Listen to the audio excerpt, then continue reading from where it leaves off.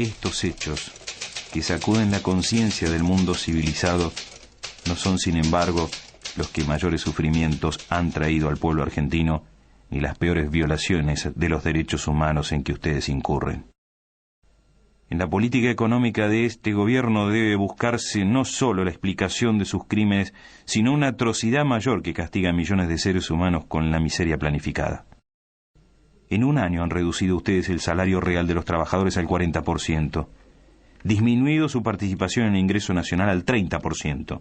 elevado de 6 a 18 horas la jornada de labor que necesita un obrero para pagar la canasta familiar,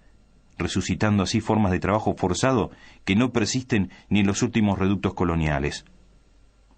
congelando salarios a culatazos mientras los precios suben en las puntas de las bayonetas, aboliendo toda forma de reclamación colectiva, prohibiendo asambleas y comisiones internas, alargando horarios, elevando la desocupación al récord del 9%, prometiendo aumentarla con 300.000 nuevos despidos. Han retrotraído las relaciones de producción a los comienzos de la era industrial, y cuando los trabajadores han querido protestar, los han calificado de subversivos, secuestrando cuerpos enteros de delegados que en algunos casos aparecieron muertos y en otros no aparecieron. Los resultados de esa política han sido fulminantes. En este primer año de gobierno el consumo de alimentos ha disminuido el 40%, el de ropa más del 50%, el de medicinas ha desaparecido prácticamente de las capas populares. Ya hay zonas del Gran Buenos Aires donde la mortalidad infantil supera el 30%, cifra que nos iguala con Rhodesia, Dahomey o las Guayanas. Enfermedades como la diarrea estival, la parasitosis y hasta la rabia, en que las cifras trepan hacia marcas mundiales o las superan. Como si esas fueran metas deseadas y buscadas, han reducido ustedes el presupuesto de la salud pública a menos de 1/3 de los gastos militares, suprimiendo hasta los hospitales gratuitos, mientras centenares de médicos, profesionales y técnicos se suman al éxodo provocado por el terror, los bajos sueldos o la racionalización. Basta andar unas horas por el Gran Buenos Aires para comprobar la rapidez con que semejante política la convirtió en una villa miseria de 10 millones de habitantes. Ciudades a media luz, barrios enteros sin agua, porque las industrias monopólicas saquean las napas subterráneas, millares de cuadras convertidas en un solo bache porque ustedes solo pavimentan los barrios y adornan la Plaza de Mayo, el río más grande del mundo contaminado en todas sus playas porque los socios del ministro Martínez de Hoz arrojan en él sus residuos industriales, y la única medida de gobierno que ustedes han tomado es prohibir a la gente que se bañe. Tampoco en las metas abstractas de la economía, a las que suelen llamar el país,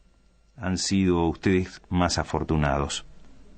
Un descenso de Producto Bruto que orilla el 3%, una deuda exterior que alcanza $600 por habitante, una inflación anual del 400%, un aumento del circulante que en solo una semana de diciembre llegó al 9%. Una baja del 13% en la inversión externa constituyen también marcas mundiales, raro fruto de la fría deliberación y la cruda inepcia. Mientras todas las funciones creadoras y protectoras del Estado se atrofian hasta disolverse en la pura anemia, una sola crece y se vuelve autónoma. 1.800 millones de dólares que equivalen a la mitad de las exportaciones argentinas presupuestados para seguridad y defensa en 1977. 4.000 nuevas plazas de agentes a la Policía Federal. 12.000 en la provincia de Buenos Aires, con sueldos que duplican el de un obrero industrial y triplican el de un director de escuela,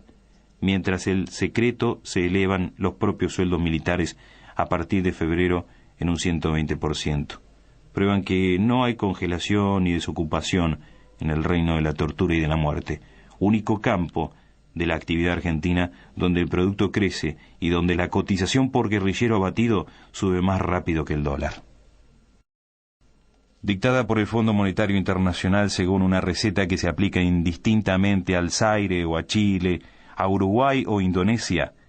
la política económica de esa junta solo reconoce como beneficiarios a la vieja oligarquía ganadera, la nueva oligarquía especuladora y un grupo selecto de monopolios internacionales encabezados por la ITT, la ESO, las automotrices Steel, la Siemens, al que están ligados personalmente el ministro Martínez de Hoz y todos los miembros de su gabinete. Un aumento de 722% en los precios de la producción animal en 1976 define la magnitud de la restauración oligárquica emprendida por Martínez de Hoz en consonancia con el credo de la sociedad rural, expuesto por su presidente, Celedonio Pereda. Llena de asombro que ciertos grupos pequeños pero activos sigan insistiendo en que los alimentos deben ser baratos. El espectáculo de una bolsa de comercio donde en una semana ha sido posible para algunos ganar sin trabajar el 100 y el 200%, donde hay empresas que de la noche a la mañana duplicaron su capital sin producir más que antes, la rueda loca de la especulación en dólares, letras, valores ajustables, la usura simple que ya calcula el interés por hora, son hechos bien curiosos bajo un gobierno que venía a acabar con el festín de los corruptos. Desnacionalizando bancos se ponen el ahorro y el crédito nacional en manos de la banca extranjera. Indemnizando a la ITT y a la Siemens, se premia a empresas que estafaron al Estado. Devolviendo las bocas de expendio, se aumenta las ganancias de la YEL y la ESO. Rebajando los aranceles aduaneros se crean empleos en Hong Kong o Singapur y desocupación en la Argentina. Frente al conjunto de esos hechos cabe preguntarse, ¿quiénes son los apátridas de los comunicados oficiales? ¿Dónde están los mercenarios al servicio de intereses foráneos? ¿Cuál es la ideología que amenaza al ser nacional? Si una propaganda abrumadora, reflejo deforme de hechos malvados, no pretendiera que esa junta procura la paz, que el general Videla defienda los derechos humanos, o que el almirante Macera ama la vida, aún cabría pedir a los señores comandantes en jefe de las tres armas que meditaran sobre el abismo al que conducen al país, tras la ilusión de ganar una guerra que, aun si mataran al último guerrillero, no haría más que empezar bajo nuevas formas,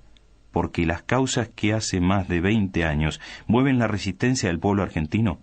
no estarán desaparecidas, sino agravadas por el recuerdo del estrago causado y la revelación de las atrocidades cometidas. Estas son las reflexiones que en el primer aniversario de su infausto gobierno